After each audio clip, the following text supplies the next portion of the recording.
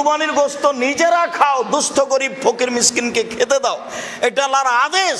কুরবানির সাথে আকিকার কোনো সম্পর্ক নেই। আকিকা 7 দিনের দিনই দিতে হবে। 7 দিনের আগে বাচ্চা মারা গেলে আকিকা চলে না, 7 দিনের পরে আকিকা চলে না, এ কথাই ঠিক।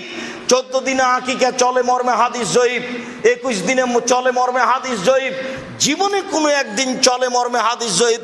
এসব হাদিস আমলযোগ্য নয়। গোশত দিতে বাধ্য।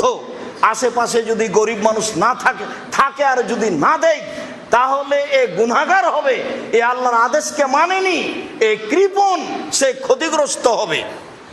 আর আকিকার গোশত ব্যক্তিগত গোশত, সে খাবে কি দিবে সেটা তার ব্যাপার। আকিকা করে নেকি হয় না, আকিকা করে বাপের জিম্মেদারি নামে।